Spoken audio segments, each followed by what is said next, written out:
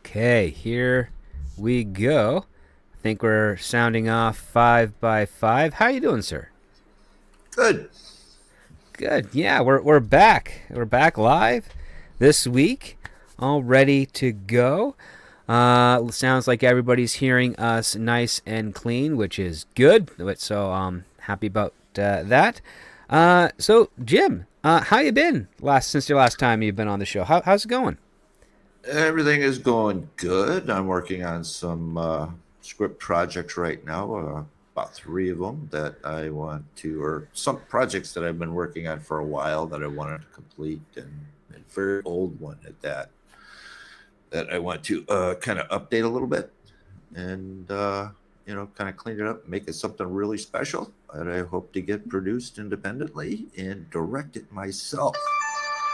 So that is one of my goals. And outside of doing scripts on Saturdays with you, that's about it at the moment.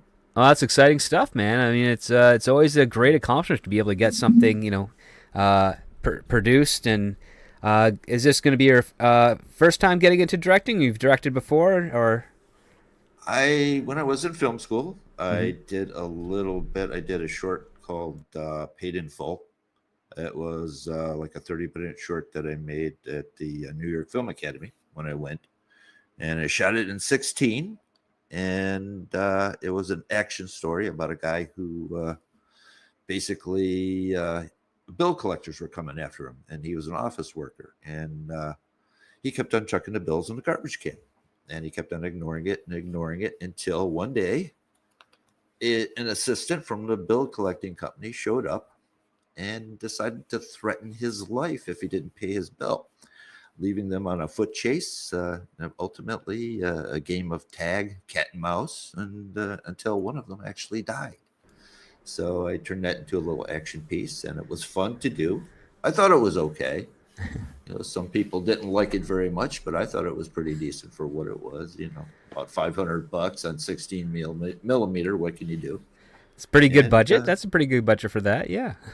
man, I think it did pretty good. The other students had a tendency to like it pretty much. I haven't actually watched it in a long time. I got to get that from them. They still have it in their archive. So at some point in the future here, I'm going to see if I can get a hold of that and transfer it over to digital. Oh, that'd be cool. That'd be cool. Yeah, Make sure, yeah, if you do that, let us all know. It would be fun to I w- see that. I Mhm. myself, I have a few things from the past that I actually am quite proud of, but I have a lot of stuff where I am not. Like I've never directed before, so I Mhm. mean, I just can't do that part. But I mean, I've written some things where I'm like, ooh, what was I thinking when when I did that? And then I wrote another thing Mhm. where I'm like, wow, what was I thinking when I did that? I'm surprised at some of the things that I've done that were total garbage. I had one script that I had written that was kind of a tearjerker, Hmm. and it evoked the response that I wanted from the readers, but I thought it was total trash. I still do to this day. But it managed to get those feelings, and a lot of the people, specifically females that read it, just loved the hell out of it for some reason. But I still think it's trash, and it's one of the projects I'm working on now. So, yeah. Yeah, sometimes we find ourselves where we write something that just we felt good at the time and it just no longer fits to our taste, and yet still everybody else around it just thinks, "Wow, this is great. This is something we want to do." And the only thing you can say is, "Okay, I'm always you miss every shot you don't take, so might as well run through with it." and, and and Exactly. then be a little forthright too. Be like, yeah, for some reason I just don't. I wrote it, but I don't get it. But you guys love it, so I am so happy. Thank you so much. Exactly. That's the way you kind of do it. I know some people are like, yeah, I wrote this, I hate it. Anyone that likes it is stupid. It's like, no, you don't say that. Don't. That's not what you're trying to do. That's old. That's like pretentious artists that you know just spend more time looking in the mirror or looking at their own works as opposed to just accepting the fact that even if it's outside of your taste, it's bringing joy to people, and that's the goal of everything. So Yeah, that's cool. So man, I'm keep us posted on when you transfer your short film to digital from I from will. those days. I'll put it up on my YouTube channel if I get a chance to here. So yeah, as soon as I get that, I will. That'll be awesome. Well, with that being said, it sounds like everything on the stream side of things is nice and clean and clear. So without further ado, welcome to Scripts on Saturdays, the only screenplay review show on the interwebs, discussing scripts both professional and amateur, circulating around Hollywood, giving you, the TV and movie-going audience, a behind-the-scenes look and inside track on what writers are pushing and what producers are buying. I am your host, the Script Doctor, and joining me this week is the Wicked Fanboy, also known as Jim. So happy to have you back here, sir, because we've got a pretty interesting script to discuss today. This is called Shutout, and it is another pool script. This would be the second one we've done this year, which because there's at least two of them on this year's blacklist, the 2024 blacklist. This one placed number 28, and it is written by Alejandro Adams. So, Jim, please share with us the log line for Shutout. Alrighty.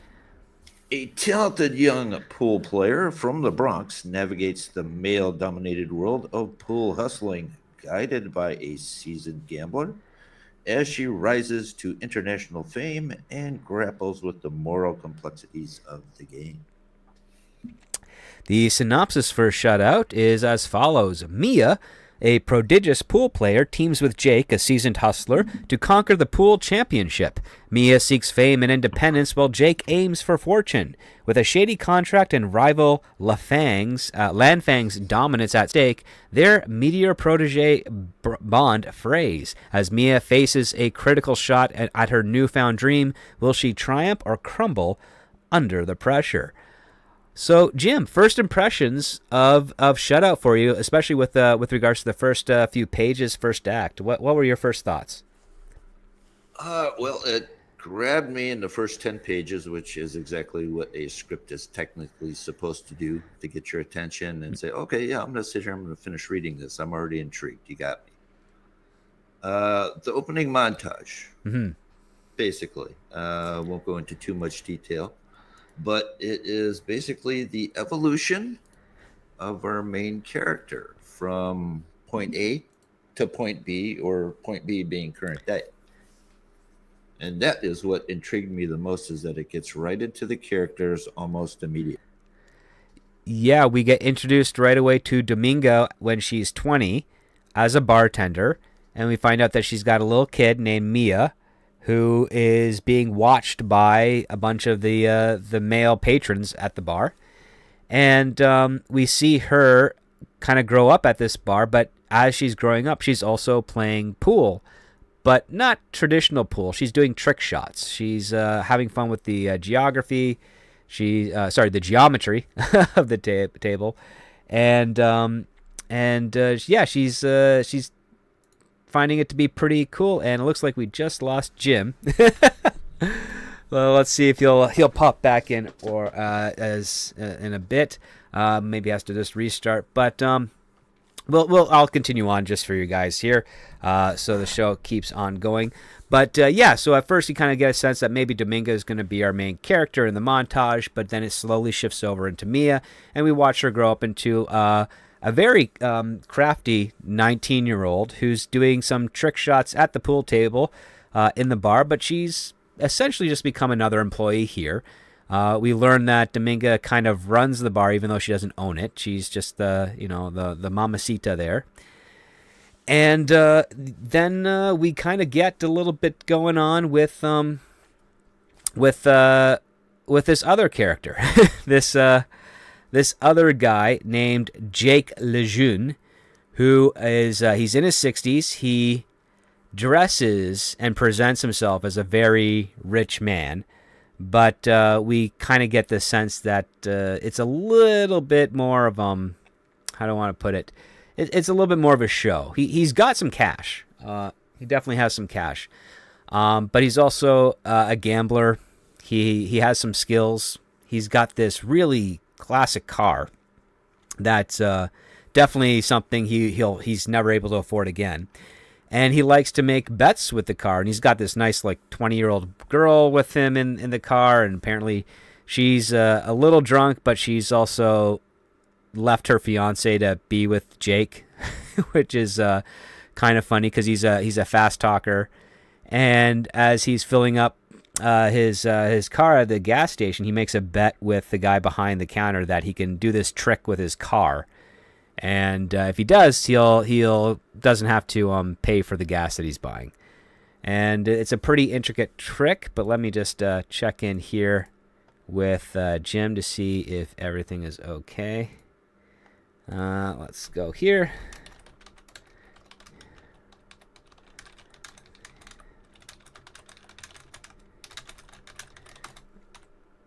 Alright, sorry guys, as we deal with the technical difficulties.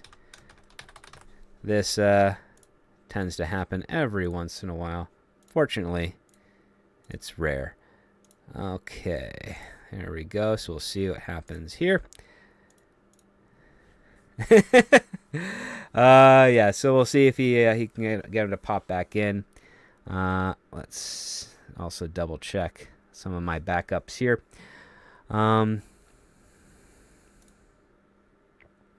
Okay. All right, nothing over there. So we'll give him a moment or two before we go. But one of the things that's pretty impressive about this script is that it has a lot of density on the page, but it flows really well. Even the opening montage, it's about 3/4 of the page. It's about 6 short paragraphs, and it just does essentially good time jumps. But it's also a lot of basic stuff too. Like, we're not getting over details. We're looking at basic things like, oh, okay, here she is at 14 delivering nachos, and then she's, doing a trick shot with the pool cue, and all the guys are like giving her cheers and thinking that she's great, and she's got this kind of pseudo family going around her. Like, all the men at this bar in the Bronx see her as their kid, so they've got this like pseudo father relationship with Mia, and it's all done quite effectively as she grows up. Now, the funny part is that, of course, with all things in these types of scripts, with Mia now being the main character introduced, she is now described as a smoke show, so she's supposed to be very, very attractive, and she's got a bunch of old men around her that are really just out there to protect her. But she also has got that Bronx attitude where she can kind of defend herself from a lot of unscrupulous guys, but not in the whole girl boss kind of way. More in the whole of I'll give a wink to one of my pseudo dads, and they'll come in and straighten that guy out. Or she will break a pool cue over a guy's head and then shove the thick end up up an orifice of them. So yeah, that's some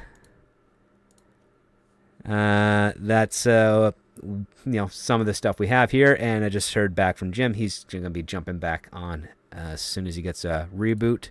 So we'll be back into the scent there, and yeah, we'll get some of his thoughts on a little bit of her eccentricities, because I believe one of that went on a YouTube video, if I'm not mistaken. I'm just gonna get back here, where people are surprised that this kid from the Bronx defended her honor and violated the other guy. I mean, this is framed to be a little bit of like a fast talking type of comedy, but it's more of a heart warmer, at least in the first act. It's got some emotion to it. I think the introduction to Jake is pretty interesting, because we get a nice little change in pace for Mia. She's just doing trick shots for entertainment, keeping the bar night alive and interesting for the patrons there. And then for Jake, he's living on the road. He's staying in motels and hotels. He's gambling with a lot of great risk that happens to be currently working out in his favor. He also has this very expensive looking watch. It's called a Richard. I think it's a Richard Mille or a Richard Mille. I'm not familiar with it. I don't partake in watches myself, but it's apparently worth about $1 million. It's the one thing that Jake will never will never gamble with. And we find this out about him pretty quick, but we're kind of just taken more so into his world. And his world is really a world of hitting pool halls, finding players to kind of broker a deal with them, and make some ends meet out of that. But this is at a time, it's supposed to be like current day, where going to bars with pool halls in them and finding players that you want to bet against or bet with is kind of a dying breed. What's happening in recent years is pool has become a lot more of a professional sport, and there's a lot more interest in it being done kind of above board, as opposed to the lifestyle that Jake has been having for the last 40 odd years. So let's see here. Has Jim returned? Nope, not yet. But we will see how that goes. Okay. All right. Apologize for this, guys, but I hope won't deter too much from the rest of the show here. Let's see. Yeah, this happens. Okay. All right. Okay. So now, basically, we're at this point where the writer has set up these two main characters. The next part is like, how do we get Jake to meet Mia and set them on the journey that is proposed with the log line and the synopsis? Well, this comes by way of Jake kind of running into a guy named Raj Bhatti, and he's this broker of sorts. He's described as a guy that works in the professional pool circuit, so he's not really too much into the amateur league, so to that.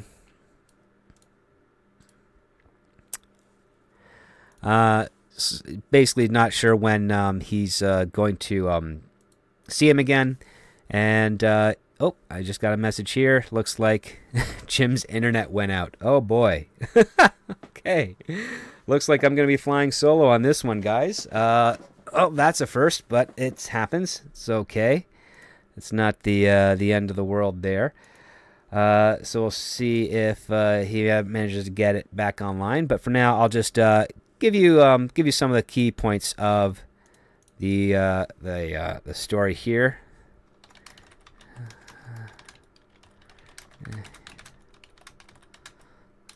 All right, so I'll just let him know that I'll cover the rest of the script for you guys. We'll chat a little bit about its pros and cons, and if Jim's net comes back, we'll pick up where we left off.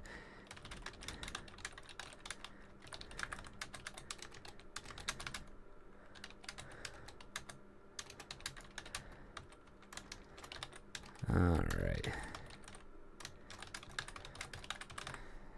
Okay, there we go. All right. Ugh. It rains, it pours. Okay. Let's, here we go. All right. So, basically, yeah, we get this moment here where Jake meets Raj. It's the first time talking together. They, they kind of trade blows back and forth, just simple stuff. Like, hey, yeah, are you into the circuit, hitting all the bars? Here's the places you go. Here's the places you avoid. You avoid Las Vegas, you avoid Reno, but you go into these other places in parts of Nevada where it's still, pretty lucrative for people looking for what Jake likes to call rainmakers. These are the people with big egos that like to bet big. And if you play your cards right or play your shots right on the table, you get to take in, several, $15,000-$16,000 in a single night, and that gets you by for a couple of months.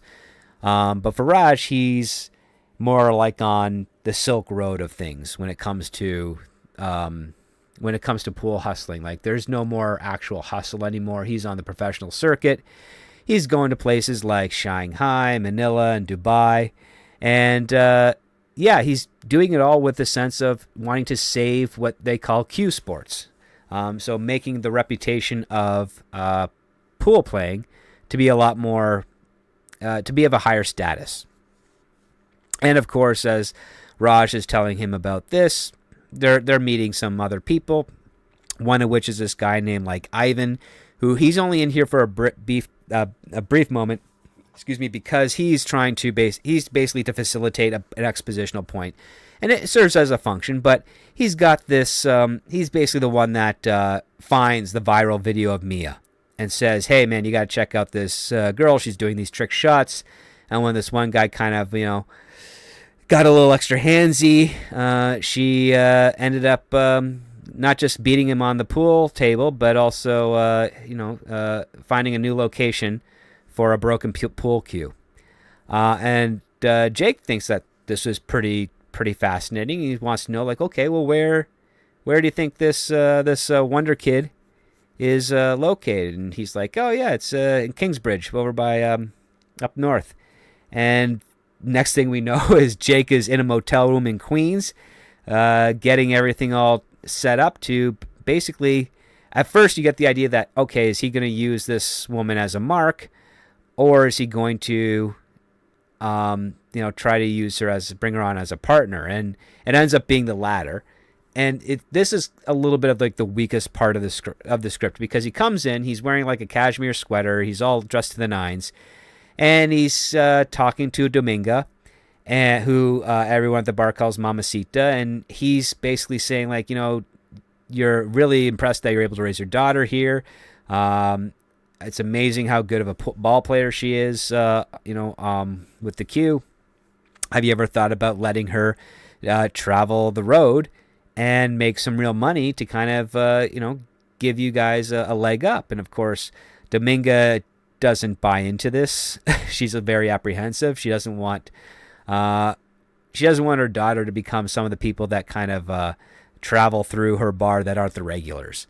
And Jake is trying to say, like, you know what, like, I can prove that she can do this, and he starts setting up some balls in a very difficult shot on the table, and it gets introduced to Mia, who he basically says, if you got $200, I bet you $200 that she can make this shot with a broom handle as opposed to a pool cue, and this is of course Mia's first introduction to Jake, and she's really dumbfounded but also intrigued. And other guys in the crowd are like, yeah, I'll take that bet. Let's see. Can this kid we know how good she is, but I don't know if she's good enough to do that with a broom handle. And what ends up happening is Mia pulls it off. He sets up some more difficult shots, balls all over the table, and tells Mia what he wants her to do, and she knocks in the balls in the order he needs, and we get the real sense that, yeah, she has really got a special skill when it comes to playing pool. And basically Jake gives her an offer and says, hey, if this is something that you want to do or you want to make some real money, I can do that. Then he gives her a set of rules. And the rules is that what he bets, he splits with her, and anything that is the loss of his own money and not hers. So to put it as an example, if he bets, say, $5,000 on a night and they take home $5,000, he takes his half of like $2,000, and she'll take $3,000. And then if he bets $2,000 on another thing and loses the $2,000, it's his to lose. Her money is still protected. That's kind of the deal that he's giving her, which sounds a little too good to be true, but this is what he is promising, and he's spends the next few pages desperately trying to get Dominga to agree to this. And Mia does agree to this out of curiosity, which I feel is like a weakness to this script, because if you've been as you've been listening, you probably noticed kind of one really important aspect of this that has not been identified, and that is, well, what are the stakes for these characters right now? For Jake, there's no stakes. He's always been living on the road. He knows how to survive on this journey. He's been doing it for years. He's in his 60s. So clearly there's nothing really at stake for him. He has fewer years ahead of him than he does behind. And then for Mia, Well, Mia hasn't been defined of having any wants. Like, she is just the daughter of Dominga, works at the bar that Dominga kind of runs, and no college prospects, but no hints of a desire. Like, she's in a rut, but doesn't care that she's in a rut. She doesn't have any dreams or aspirations. So it's really missing that crux that makes a reader really empathize with this character and want to see, oh, hey, maybe, just maybe, if we had something at stake here, we'd actually get involved. It reminds me of like a classic example would be, of course, Happy Gilmore. So Happy Gilmore, what's the stake of that movie? Well, his grandmother is going to have her house taken away because she hasn't paid any property taxes, and this house is very sentimental value because her husband made it, so Happy's grandfather. And this is the place that Happy grew up in after his dad passed away. And he loves his grandmother, and he doesn't want to see her put into a continuing care center or anything of that nature. So he's got stakes for her and her comfort. And he also has a goal. He has to raise $200,000 in order to save his grandmother's house. So we have that motivation there. And that's a motivation of an empathetic motivation for him. Like, he's not even doing it for himself. He's just doing it for his grandmother. So that makes us like him a lot. That is something I think this script needs in its first act. We need to see that there is something that Jake is presenting an opportunity here for Mia to achieve something that she would want, and whether it's for herself, for selfish purposes, whether it's for her mother, whether it's for another character, we need to see that. And unfortunately, Alejandro Adams does not have that in the script at all. It is just not there. But the dynamic between Jake and Mia is actually kind of interesting, because what Jake finds out after she agrees to go on this journey with him, which again I think context-wise is very weird, because Dominga agrees to let her 19-year-old daughter travel the road with a 60-year-old man who makes his living gambling. So it is that is the one big ask of this screenplay that you have to kind of suspend your disbelief and jump into. And I think that's an issue. That is not the most ideal circumstances. I'd prefer if it was something with a bit more personal stakes to it, so I can understand, yes, this young woman is going to take a risk with this older man in order to do something that can help her or her family. But what we end up getting is this nice little banter between Jake and Mia, where as Jake is driving to their first pool hall, he's asking her about the games that she likes to play. And we find out that she has actually never played a proper pool game before. Like, she's never played three rail, she's never played full rack banks, she's never played Russian pyramid. She at best knows 8-ball and 9-ball. And even then, she's still, like, not sure. Like, all she knew is, like, I never played any game, I just hit the balls where they're supposed to go. And Jake is thinking, okay, this is my first challenge here. I have to teach her how to play the game. The hard part, being able to hit the ball in any which way, especially with a broomstick, not a problem. I guess the easy part is teaching her the rules and how that works. And so as they get to their first place, he's basically saying, listen, this is what I'm going to do. I'm going to teach you how to play pool as you play the game. So I'll call out the shots, and then we're going to learn. You're going to learn how to play this game so that you won't need me to be so close, and that way we can have some more fun by not only just having you play those games, but also raising the amount of money that we'll be betting on them. And we kind of go into another montage, and this one here, we have the back and forth between Jake and Mia, where they argue, okay, well, is it gambling or is it not gambling? And Mia kind of gets it and she doesn't care, but when Dominga gets involved, and she does every once in a while, she basically accuses Jake of really he just lives on the streets as a gambler. He has no home, he has no permanent address, he's got a car, and he lives out of motels. He's a traveling salesman. He's John Candy in plane, trains, automobiles, essentially. And he's got a little bit of the charm of that guy. But at the end of the day, yeah, he's just a guy that doesn't have any sort of foundation, no roots. And the story itself is an interesting journey because he starts to see and protect Mia like one of his kids, and she starts to respect him as a guy that's been looking out for her. And they end up making like a ton of cash in the first like 30 pages or so. I think it's about 20 grand they pull in.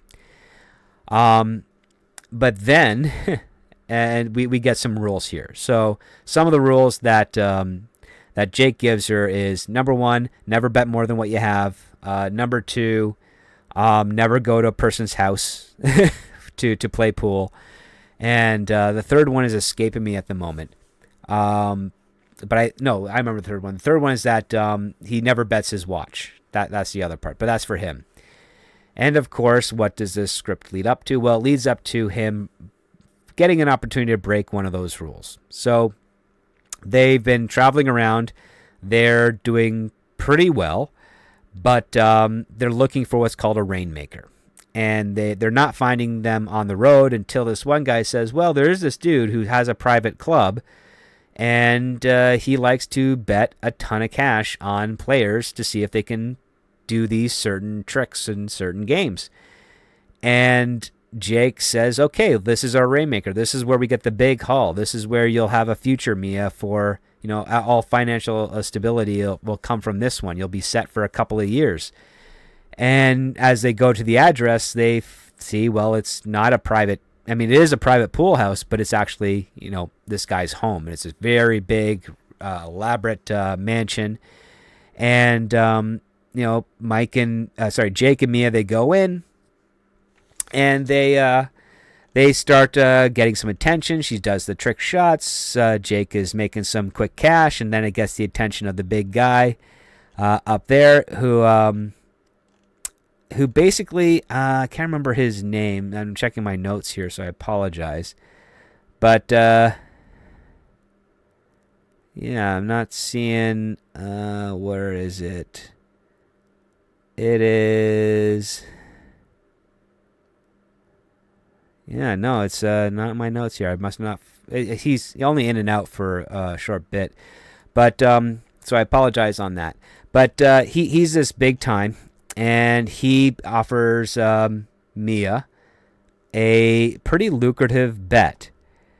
And that is, if she can recreate the shots that this other pool player has done in the professional league, named Lan Fang Zhu, who is a pro player, she's a little younger than Mia. If she can repeat those shots, it's going to be like 5,000 a ball.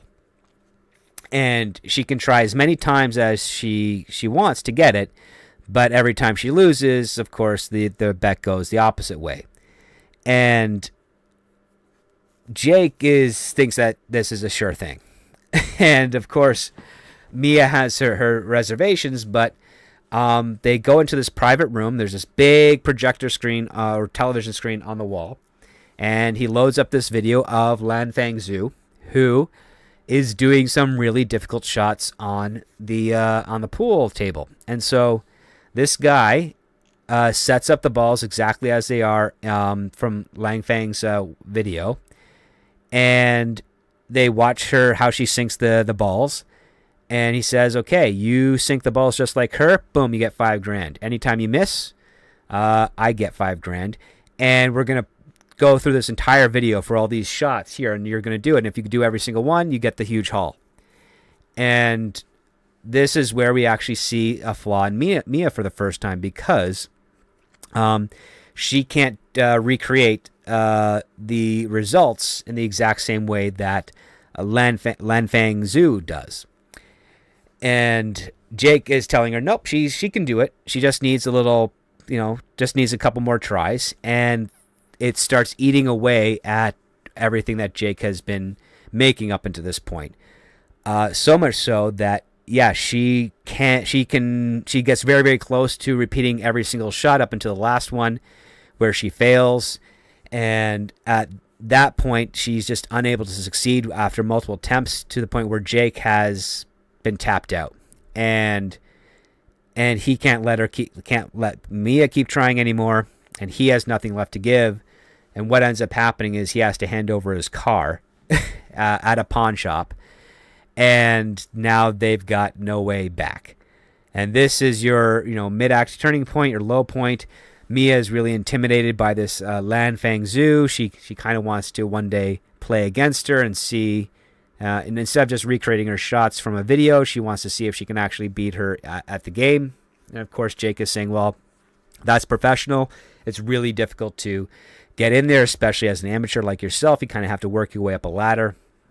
And even then, I've got no capital to kind of make that happen for you. So you've got some cash still. Will you use that, buy a bus ticket, head on home? I'm going to, this is not the first time I've been, broke on the road before.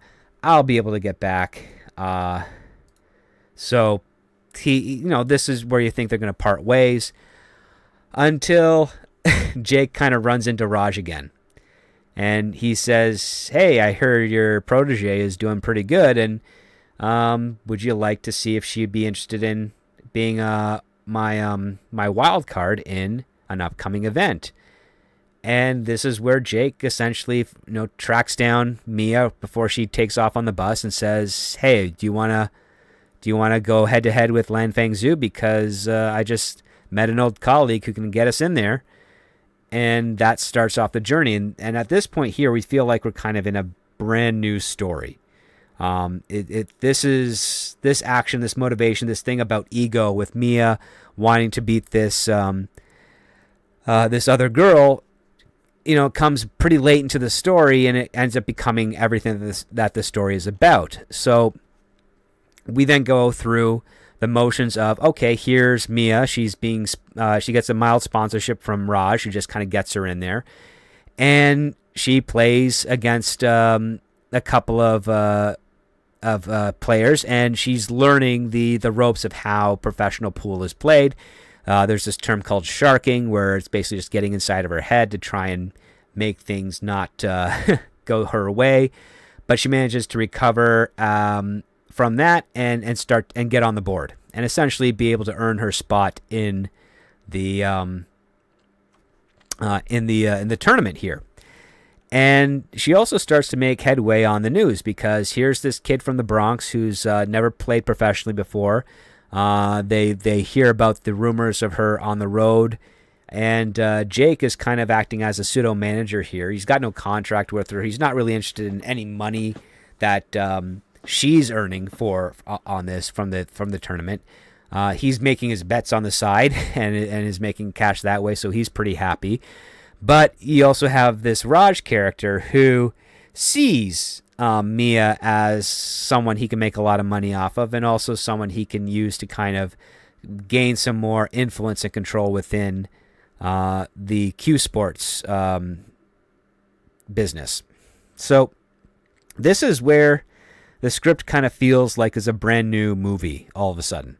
It feels a little bit more like Happy Gilmore, where Jake is trying to teach her some final aspects of the game, and she's going up opponents that are actual real challenges. In fact, a couple of them, she's going up against women, and in other parts, she's going up against men. And the reason she's going up against men, which is kind of out of the ordinary for this script, is because Raj has set it up this way, where if she can actually beat a couple of the male players, he can use that accomplishment to get her into the main contest. And so she starts going through the rounds. She starts learning the sharking techniques. She manages to counteract the sharking stuff. She then is taken out on a night of the town in England by two players, that one of which she might actually be playing against. And so she gets wicked drunk with both of them, and then one of them she goes home with. And then she wakes up and she's a little hungover, so she has her hangover routine that she's doing to make sure that she's able to play. Jake kind of berates her a little bit for being a little reckless. Doesn't know about the one night stand with the other player. Finds out that the person that she is going to be playing against is the one night stand. And then before the game starts, the one night stand comes in and just jokes off and says that he's pretending to be drunk and that he knows how to hold his alcohol and he's going to have a great time, basically just beating her on the table. And Mia doesn't let that slide. What she ends up doing is she whispers something into his ear along the lines of, well, maybe you'll perform better at pool today than you did last night, which gets into his head, and she, has mastered a little bit of the sharking herself, and ends up winning against him, going into the final leg of this contest.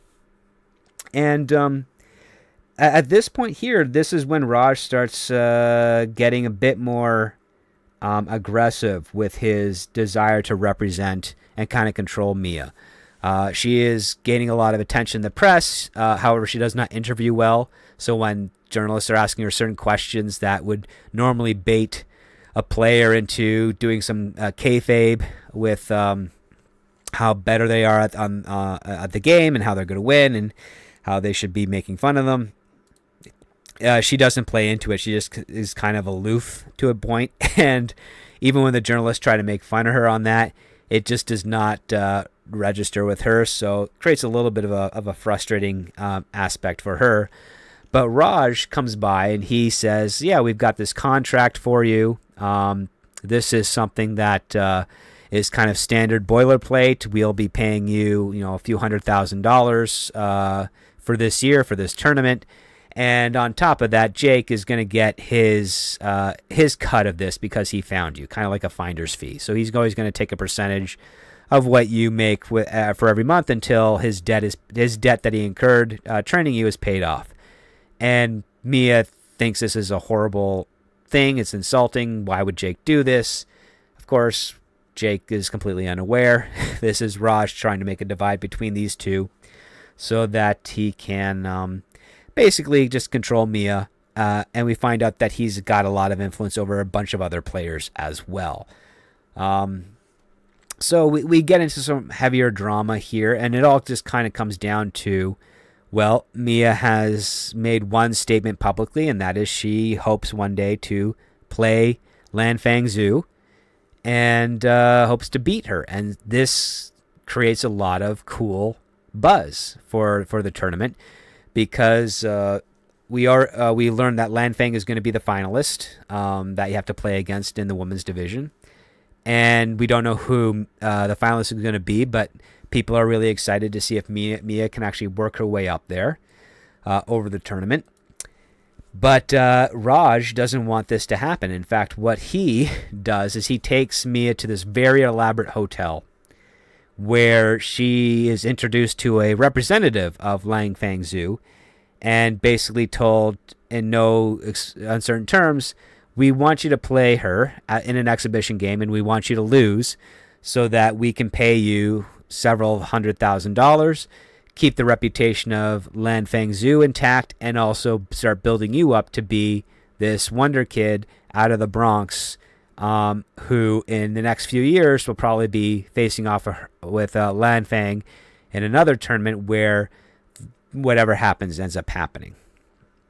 And that's kind of where I have to end it off on the spoiler parts here, because Mia has to make a choice now. The choice being is, does she play Lan Fang in the exhibition game and throw the game deliberately for a whole lot of money, or does she reject that offer and try to get into the tournament, win up, and of course, see if she can beat Lan Fang in the end. Now, this script so far is fairly plot-wise. It's pretty boilerplate, and it works for that. But as I said at the beginning, it is missing those motivational stakes. Money for the sake of money is definitely a good basic driver for a story, but usually that comes as a result of characters needing that money. This is also kind of similar to, let's say, the plot to the George Clooney, Brad Pitt, Ocean's 11. Like, these guys, they're robbing a bank, or sorry, they're robbing a casino to get a lot of money. But there's other layers to it. There's a little bit of revenge to the casino owner who has taken George Clooney's wife, so to speak. So he's not really interested in the money. He's interested in getting his wife back. Being a better man to her.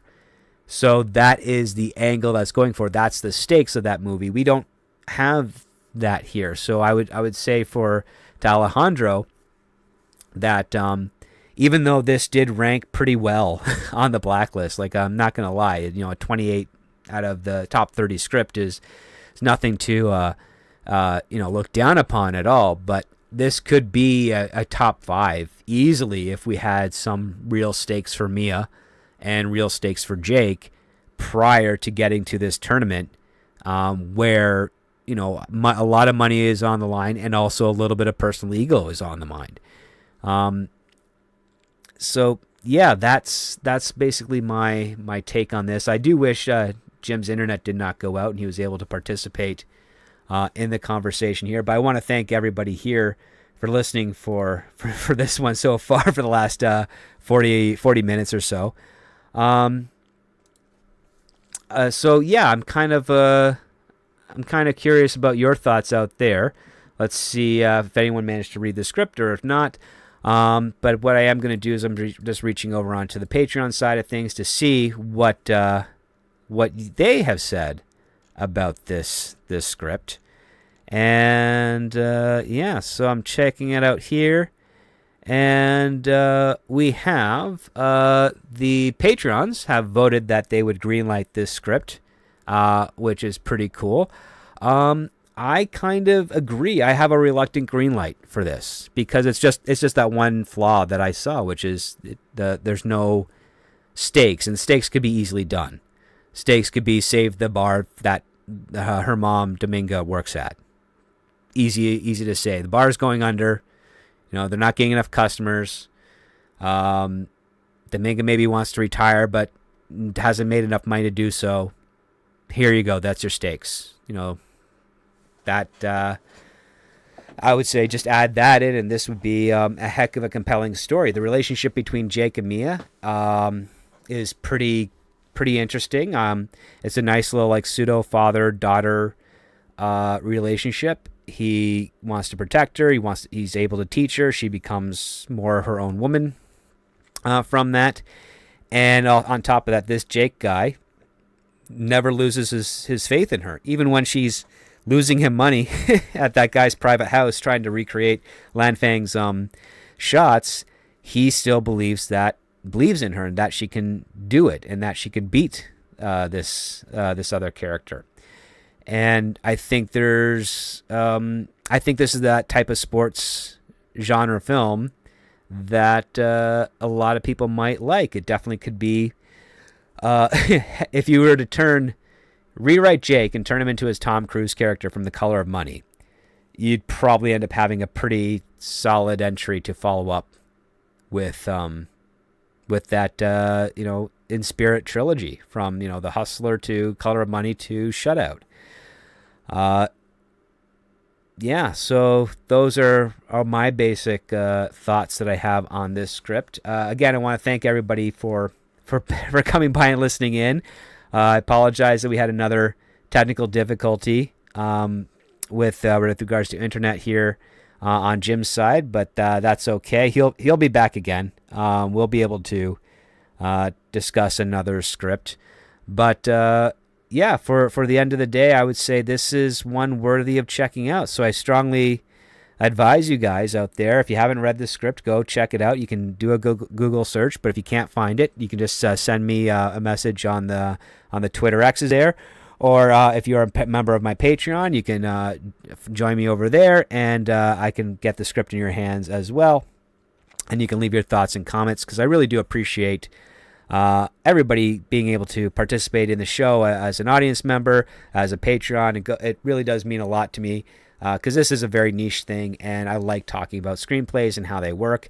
I do like getting some more opinions about the script, but today we seem to be a little thrown for a loop. But maybe we'll be able to do something with Jim at another time. Maybe we'll just do a pickup of this as a recorded show and drop that in the middle of the week for you guys, so that you get a more well-rounded experience on this script. But as always, I want to thank you all for joining me for today. Always appreciated. Love all the interactions you have. Love all the comments that you leave on the videos out there, and even some of the fun facts about other scripts and other characters or actors that have got attached to things that we've been checking out for a while. I want to wish you all a wonderful, wonderful weekend, and we'll be back next week with another great conversation and another great script. I see here that the Dead Man has donated 99 cent poop emoji. Thank you so much for that, the Dead Man. Always appreciated, but never required or obligated. But I do thank you for that. With that being said, guys, I can't wait to share with you another script, because next week we've got a pretty interesting one. So be on the lookout for that. Plus, as my schedule starts to wind down a little bit as production goes into the fall season, I should have a little bit more time. So hopefully I'll be appearing on some other spaces of the interwebs, and also be able to post a few more extra entries on my Patreon. I actually just dropped one recently regarding the takes of Fantastic Four and, of course, the Superman movie, and the contrasts and similarities to those ones. So feel free to check that out. As always, the Patreon does come with a 1-week free trial. So if you are so inclined, please come and do so. And if you want to stick around and show your support, always appreciated. Now, with that being said, have a great rest of your weekend. And never forget, guys, when it comes to great story, it all starts with the script.